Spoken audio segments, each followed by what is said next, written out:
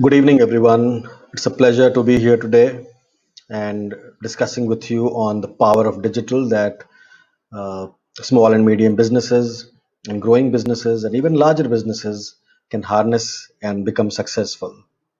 So let's start our presentation.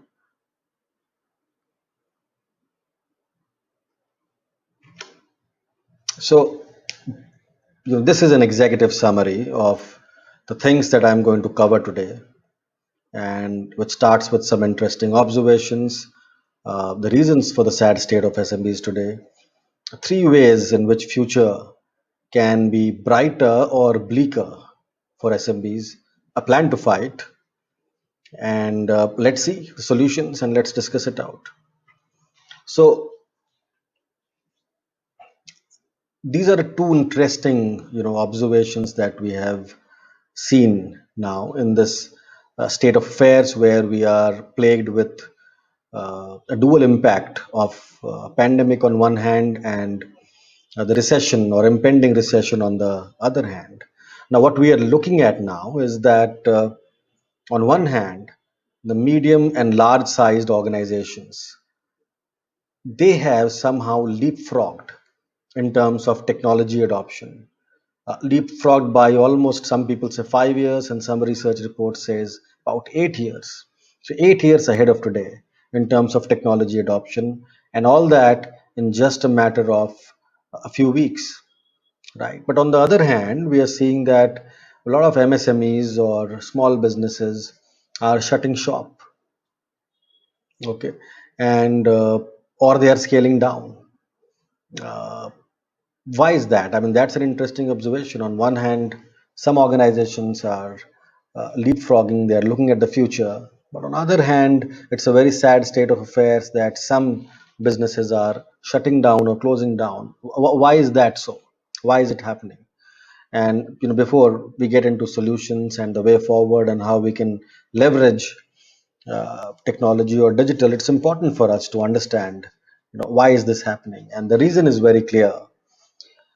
The MSMEs or the small organizations or the growing organizations have not invested into digital technology, okay. uh, or if they have invested, they have invested in bits and pieces, right? Or of some of them who were ready to invest but they procrastinated, and then this happened. So that's one fault. I think we are either not implementing technology, or we are not implementing it correctly and in a wholesome way, right? Or we have procrastinated. We thought that we could save money by not doing that, but instead it's a costly mistake, right? So idea is that if any business has a vision around their own industry, then they should invest in technology. Now, the technology can be a technology that they can use in the manufacturing of their product. That's one part of the story. But they need to invest into technology that will help them create a great experience with their customers and help them to sell the products or services better, right? So, technology is not just product oriented or manufacturing oriented, but also in terms of how consumers perceive the experience of your solutions, right? So when I say consumers, of course, it means or it implies both your end users, your channel partners, your principals, whosoever is the stakeholder here. I think that's where the mistake happened. I think one thing is very clear: whenever technology disrupts, it has two impacts. One, it makes the product or the solution very, very cheap, right? The value decreases in terms of the cost. And second, it hits hard on the employment part or human participation part. Look at any industry in the last 150 years, textile or even agriculture or farming. There was a time when 80% of this entire world's population was involved in some kind of agriculture or farming activities. But today, in just about 150 years, the population that is involved in farming is just about 1%, even less than 1%. That's because technology has been adopted by the farmers, and The farmers who adopted technology became so big that they killed other small farmers, killed in the sense that their business was killed, right? So there was no opportunity for smaller players who did not adopt technology. Okay, today farmers adopt technology like drones, right? Or CRM, right? Uh, in every aspect of farming, right? Quality control technology is used. So that's one part of the story. I'm just talking about the manufacturing part of the story, the production part of the story. Technology is important, but the same story is repeated in the marketing side, right? The same story. Vendors or principals or organizations who adopt technology for marketing, for creating customer experience, kill competition, right? So that's important to understand, and I think we understand that technology adoption is something that a lot of us have not invested into, and which has led us into witnessing a future which looks bleak. And the reason is that, number one, your business continuity is at stake. Okay, when I say business continuity, it implies that the current business, right, that current business is at stake because of pandemic and because of this recession environment. A lot of your people may be working remotely, a lot of them would have left the job, okay, and so on. What that means is that you may not have enough people to do justice to your business right now. Number two, even if you have the people, the data on which the business runs, that could be financial data, it could be marketing data, it could be your design data, it could be your CRM, contact center data, it could be tenders data, prototype data, whatever. That data is is is is it available to you, right? Has it gone with the people who have gone from the organization? Is it scattered everywhere, right? So today the problem is that your business continuity is at stake today because you don't have access to the complete view of the data. Okay.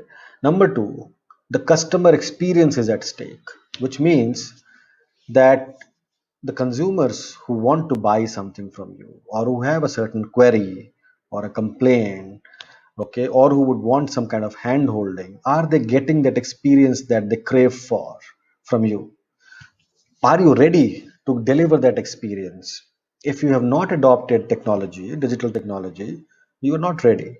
And if you are not ready, the customer is observing that. The customer does not forget or forgive a bad experience. They are going to go to the competition. That's for sure going to happen if you're not delivering. And they might go today or they might go tomorrow, but they have to go.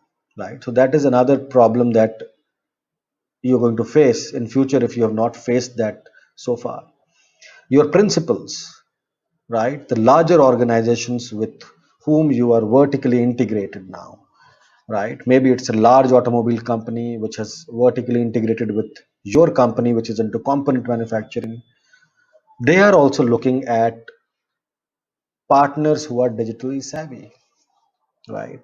The future, and that's why the future, which is when the revival comes in, are you ready for that future? You're not ready for that future if you have not adopted digital technology. And I'm not talking about technology in manufacturing, I'm talking about the customer experience and marketing, that technology, right? If you're not, then the customer is not going to come to you when the revival happens. They are going to go to a competition or to a player which has given them the right experience now at this time of need. Okay. They are going to remember that and they're going to go to that competition or a player when the revival comes in. Your principals are also looking at partners who are digitally savvy, right? Who have digital in place to help them to market their products better or to help them get insights into consumer through the data that is captured through these efforts, right? If you're not ready with these things, your future is bleak, right? And that's the challenge that I am looking at. Okay. Now, however, so situation is bad, but situation can be in control. We have not lost everything. There is still time, and I'm saying that we can get up to speed in the next 30 days, right? So, four things that we need to invest our time into. These are not costly affairs, but we need to invest our time into these four areas to be ready for the revival. Okay. Number one is business continuity part, and how can cloud help us, right? So I'm going to just take a few minutes on each of these things. Today is not the time to delve deeper, but maybe sometime in future we can delve deeper into each of these four areas. Second is, of course, to invest into automation and CRM for a better customer experience and control of the data that you have. Third is to adapt your business model for digital age. Can you leverage e-commerce, for instance, and we'll see how and what are the options that we have. And fourth, how can we leverage digital tools to acquire and influence our customers or prospects, right? Again, as I said, we can't delve deeper into these areas today. Each of these areas would require a separate session like this or multiple sessions like these. If you're interested, of course, we can take it up in future. Right now, let's have a kind of an overview of each of these. Now, as I was saying, that because of this, paucity of technology in our environment, or not having the right technology, we are not in control of our business. We are not in control of the data that our business produces, right? 40% of businesses never open back after a disaster. Why is that so? Not just because that they have lost a lot of infrastructure. Maybe a disaster could be anything, right? And I'm including recession into it and the pandemic part also into it, but not just because they have lost the infrastructure or human resources have gone, but also because the data has gone, right? They don't have a clue of who owes them what, and uh, you know, as I said, a lot of data, and that data has to be recreated again, which is a costly affair, right? Very, very costly affair. So data loss, or data got corrupted, or not being able to access your data timely, right? Even if you have access to data, even if you know that, okay, in my team 10 people have this data set, but can you get hold of that data set today, right now, right? Do you have that access of financial marketing, CRM, tenders, right? Everything. Do you have all that data, admin facilities, all that data? If you want to have a look at today, right now, would you have that access, right? So that's a question to ponder upon. Another problem is the password breach, and specifically in these times of remote working, you don't know who is accessing what, right? And who is authorized for what data. You give password so that a person can access some part of the data, but then he gets access to everything. Okay. Or you have shared password with someone, and that password gets shared with someone else now from there on. Right. So you don't know that. That's a huge problem if there is a password breach. All these, can lead to millions of dollars of losses at times. But all this can be avoided. It's a very cheap and economical option for us to invest in cloud and do that. I'll Let me show you what we do here, and there are two clear options that we can work out. Let me shift this here. One is, of course, the cloud backup part. Okay, when I say cloud backup, don't get intimidated. This is a very easy and economical option. Anyone can do it. Your IT person can do it, or you can yourself do it. You have to do is not just back up your data, okay, but also do a backup of everyone in your team. Okay. And when I say backup, backup is not storage, or not just storage. I am talking about real time data sync of not just your computer or your PC, but also your employees. Okay, so that you are in control and you see all the data. You have one view of all the data, And more importantly, your teammates, your employees also have access to important data when they need it. They are not dependent upon someone to provide that data, right? If someone leaves the organization and they are not dependent upon the fact that that data has to be backed up and then forwarded to them, nothing of that sort, right? So cloud backup and sync is a part of your disaster recovery plan that you need to invest into. Second is, of course, the password access for employees. None of your employees need to know the passwords of applications that are used. If you use Tally, they don't need to know the passwords, right? Right. There are options to make them users, but if there are no such options, then what? So you have to invest into an application which can give people access, right? And you control that access, and they don't see the password, they directly log in, right? So those kind of applications you must invest right now. I'm going to give you a glimpse of how they look like. Just a second. So let me see if I can show you my screen here. Okay, look at this screen here. Okay, this is a kind of our organization's backup. Not just my file, but I know everyone or most important of my teammates, right, who are producing and working with a lot of data, all their data is available to us here. Okay, all of us can access it, right? But this data cannot be deleted uh, except by the admin, of course. And then, so this kind of a data backup system you need to invest into.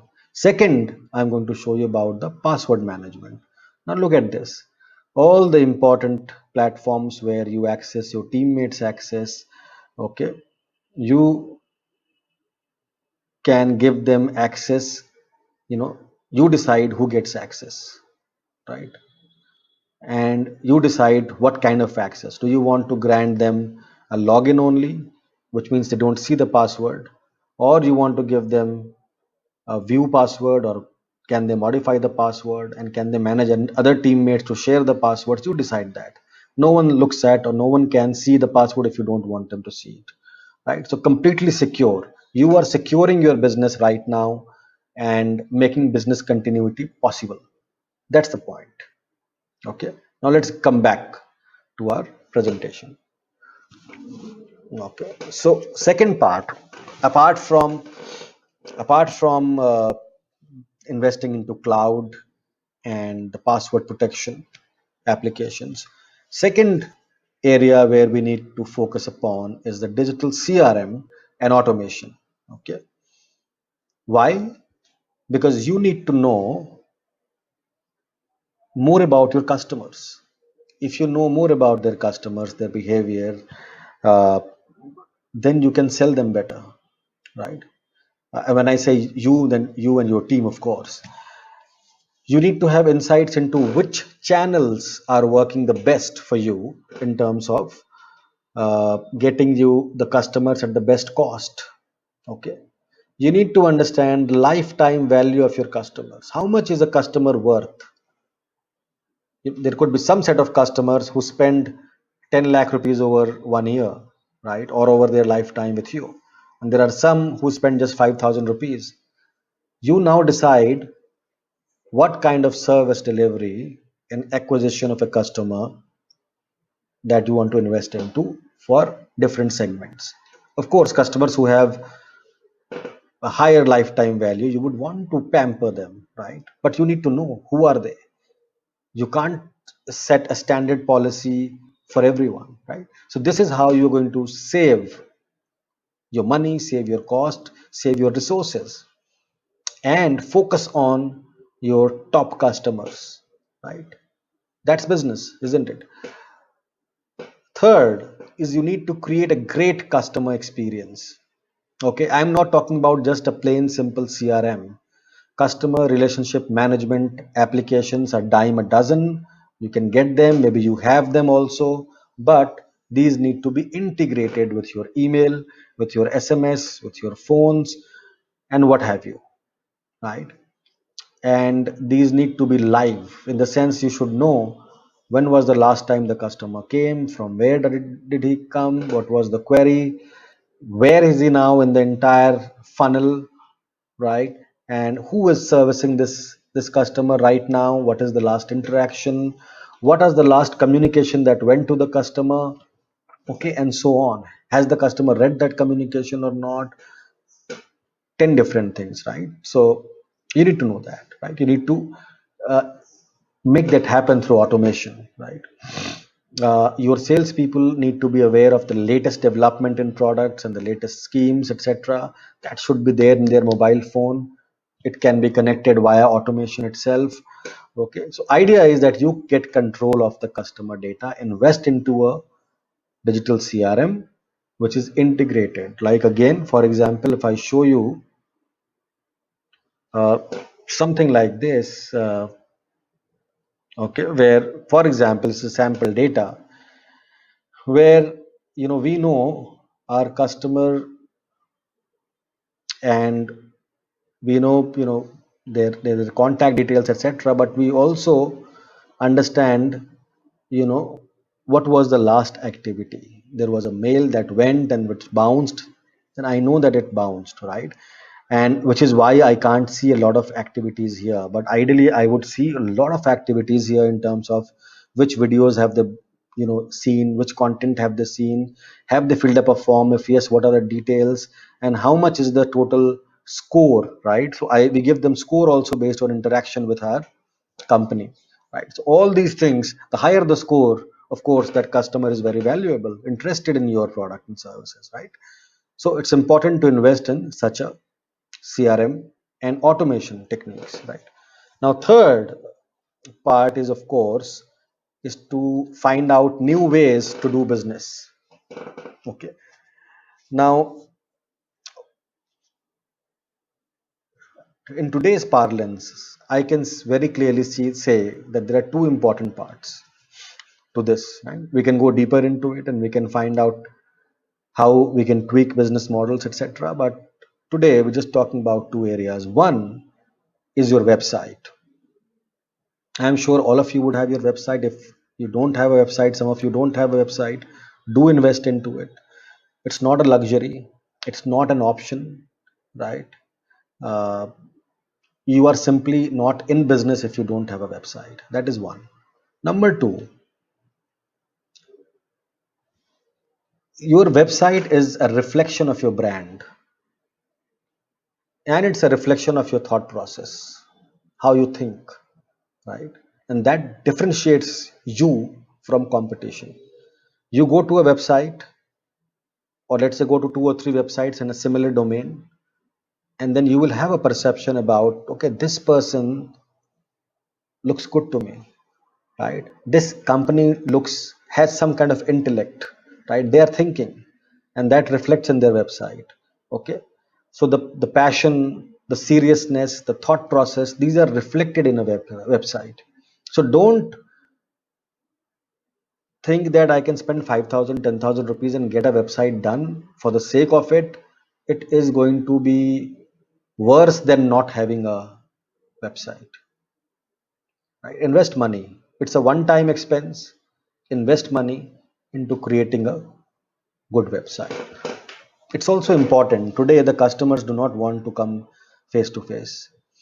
They want to interact with you digitally through your website, right? So it's your duty to give them or to lend them a great experience on your website. And one of the ways in which you can do that is, of course, by having a good website for sure, but also by having or investing into a chatbot. Okay, it's a small thing, right? But if a customer comes at 9 p.m. in the night or 12 p.m. in the night, and which normally happens, of course, right? How are you going to service that customer? That customer may want to interact with you, and some part of the data the person can get on the website. But if it has certain queries, if it wants to know more, how can you interact with that person? Right? The customers come at their own time. If you have a website, then you are reaching out to people across India, not just in a specific location, maybe across the world. So customers don't have a time to come. They can come anytime. So invest into a chat bot as well, apart from a good website. Now, what can chatbot do? Chatbot option is essentially a chat option on your website. A lot of companies have live chat options, but the problem with live chat is that they need to install a human being at the back end, and that human being sometimes is available, sometimes is not available. Sometimes he's chatting with someone else, maybe one customer, then the second customer comes, the person can't chat, right? So it's a costly affair, number one. Number two, they cannot chat 24 by 7. So you are missing out on your consumers, right? Only 1% of the consumers who come to your website fill up a form. 99% do not fill up a form, they go out, right? With a chatbot, intelligent chatbot, you can make this 1%, 3%, or 5%, which means you can get your lead acquisition, right, 3 to 5 times more, which hits your bottom line also, right? So again, another example of a good chatbot. Again, let me, so this is our website, okay, and you can see there is a chatbot here, and this is a special chatbot. As you can see, this talks. Hello, welcome to Converse. My name is Shal.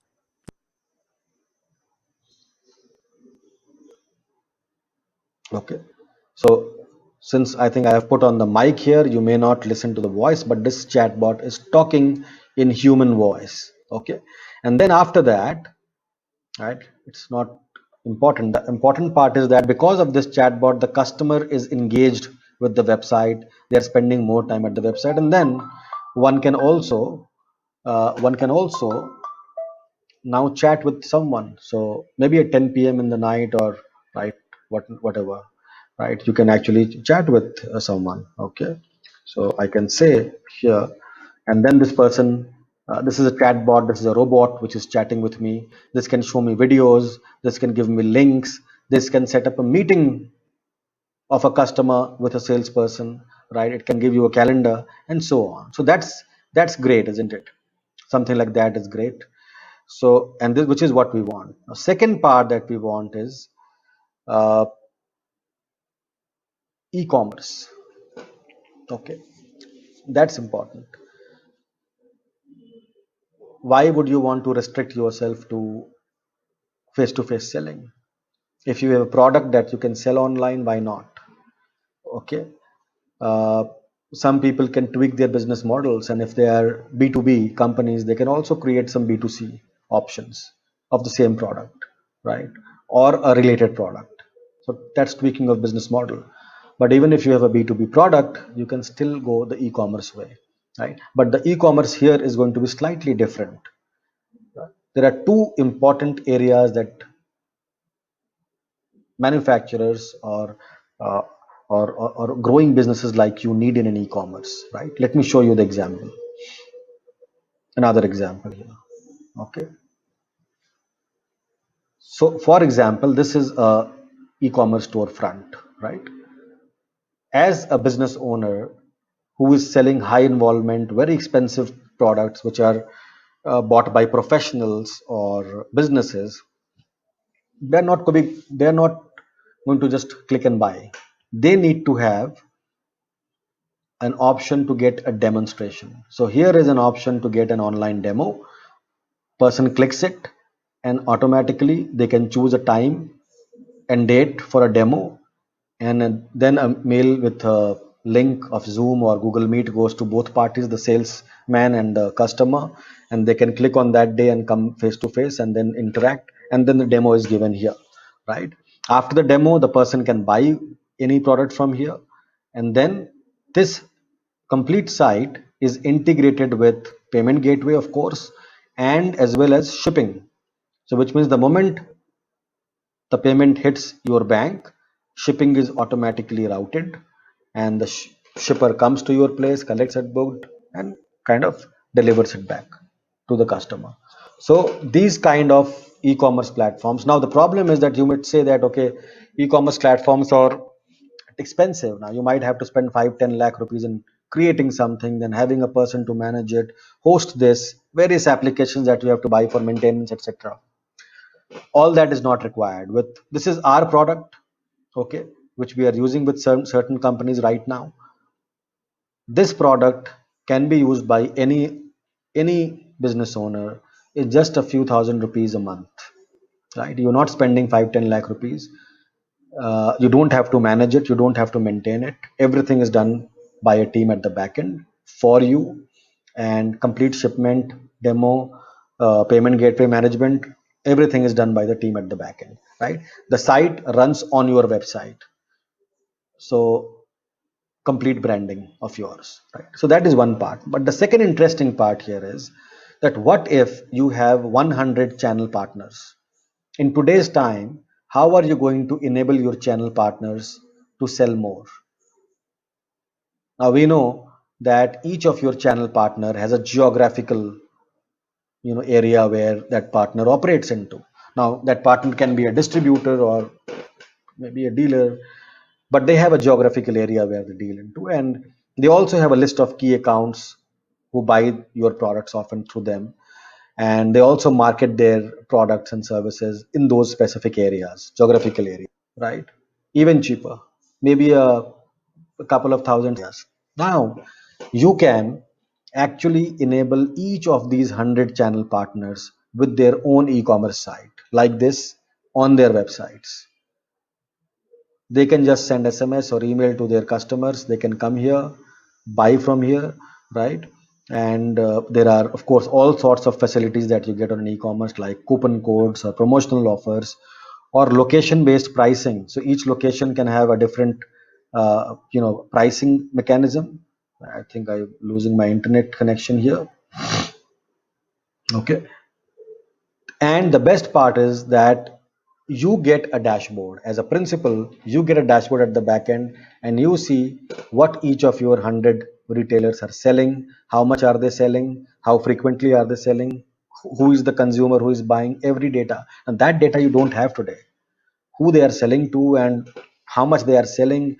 Uh, of course, that data is hard to get, but the main part is that you are helping them liquidate the stocks that they have, right? Through this. Again, as I said, when it comes to 100 users using this, each on their own domain, each branded with your reseller's domain, and you are at the center of it, controlling everything, this becomes even cheaper, right? Even cheaper, maybe a couple of thousands a month, rupees a month, right? So now that kind of investment does not pinch you, right? But you need to invest there, right? And this does not go from your pocket, because this can go from the partners' pockets. And even if they sell one product a week through this, their cost for the entire year maybe is taken care of. So these are smart decisions that we have to invest into, that we have to make today from a digital perspective, right? Now, the advantages are, of course, I don't need to enumerate them. People who cannot visit you, now you are opening up channel for them. Your channel partners who are witnessing low sales, you are enabling them to sell more, right? You can add more product lines. This is your platform. Add as many product categories as you want. Your business can expand globally or nationally, whichever way. You're not restricted now to specific location, right? So and so on, and you are ready for revival. When the revival comes, your customer today, your competitor's customer who could not find a way to transact with that competition online, has come to you, got a great experience. When revival comes, that guy is going to become a loyal with you, right? He could be a professional, he could be an end user, or he could be a large automotive or a large principal, right? Who is willing to invest into you or partner with you if you are investing into digital technologies, right? The last part, right, is about digital communications. How can you leverage digital marketing here? Okay. And before we delve into that, very quickly, there are three types of customers that you are looking at. Number one, of course, your existing customer base. Okay. Number two are people who are searching for products which you manufacture, but they are searching for it. They want to buy it right now. Okay. They might buy from the competition also, but they're searching for it. And third are people who are researching, who are not intending to buy it right now, but they are in a phase of research and they might buy it later on. Three important. So which channels to leverage? I'll give you a very small glimpse just in one slide about what to do here. Okay. Number one is invest into Google search. A lot of people make the mistake of either not investing into search marketing or not consistently investing throughout the year. Invest in throughout the year and see the results for yourself. Okay. Not just that, you can do radius targeting. If you are operating in a specific location or a specific region or a specific city, then you can only restrict your targeting to customers who are within that radius. That radius could be 5 kilometers, or that radius could be 500 kilometers or 5,000 kilometers. You decide that. Okay. So this is important. Search plus location targeting. Second, people who are already your customers, what should you do with them? Today you have an opportunity to upsell to them, to cross sell to them, to ask them for referrals, right? And how do you do that? You can do that through social media because they are there on social platforms. You can do through email marketing. Their data is with you on email marketing. Okay. If they are not opening your mails, they are not attending your calls or SMS or whatever, you have another opportunity, and that is called a custom target marketing. Through their phone numbers and email IDs, we can detect them and target them with very laser sharp message, whether they are on Facebook or Google or wherever. Okay, so I can segment my customers that this is a customer who bought 1,000, let's say, uh, 1,000 bicycles last year. I can target precisely that customer and maybe many more like him and show them very specific ads. Okay, it could be around referral, it could be around thanking them, it could be around upselling something or cross selling something, right? That's one part. Second part, this is the time to invest in troubleshooting, hand holding people, right? Tell them how they can use your products better. Okay, if you see GoPro cameras, you are all aware of. GoPro does not advertise much about its products. They invest their money into telling people who are their existing buyers of what can they do more with the product, how they can use the product more innovatively. By doing that, they are creating a loyal base of fans who are referring them new customers, who are showing off their product to others, right? And loyalty is of course guaranteed. Okay, so repeat purchase is guaranteed, upsell is guaranteed, cross sell is guaranteed, right? So they don't need to do fresh marketing. So it's very important, specifically in these times. If you help the customer, if you troubleshoot proactively, right, then they are going to appreciate it. Now, my own personal example, in my office, for instance, my office was closed for some time, for a few months, and I was wondering what to do with our internet connections, right? Now, on one hand, there is BSNL, for instance, at with which BSNL internet connection at my home, and last 6 months the phone is dead, and there is no way I am able to touch base with them. They send me a bill every month. I have to pay that full bill, but there is nothing I can do to disconnect my service or downscale my service because there is no way to reach them, right? There is hardly any way to reach them. Very difficult. I have not found a way to reach them, to be honest, and I'm paying every month. But when it comes to Airtel in my office, these guys proactively come back and tell us that if you're not using your internet connection, go and give the 2,000 rupees that you give us per month. That's not a big deal, but still, they're saying don't give 2,000 bucks, give us 300 rupees a month, and we'll put it into the safe custody. Now that's a proactive win-win situation. They are also earning money. They are locking me up.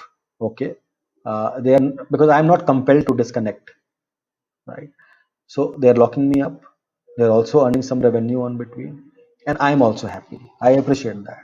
So become that business who handholds, troubleshoots proactively, right?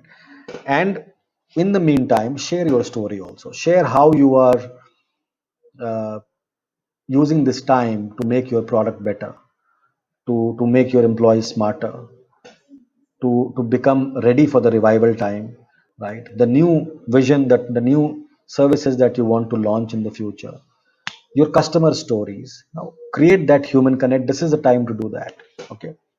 Last is social media, and you target social media for prospective users, people who are researching, people who are uh, researching on LinkedIn, for instance, or SlideShare, for instance, or various places. And that is where you need to create educative content and put them there for discovery. Right? People will appreciate that, because your objective should not be to sell to people who are researching. Your objective should be to enable them to make the right decision. Whether they go with you eventually or your competition is immaterial. They are going to thank you for the great enablement that you have invested into in the course of time, in the course of the funnel. And one day they're going to either come back to you, or they're going to refer people to you, or they are going to buy some add-on services from you, right? This happens with us a lot of time. This happens with everyone who invests into digital marketing in a thought out way, not with a single mindset of lead generation or sales. You have to think of your customers, segment them, and then with a clear objective, leverage digital marketing. So I hope you enjoyed this session. It was a long session. I'm sorry if I bored some of you, but in the end, I am happy. I enjoyed this session and look forward to meeting you again. Thank you.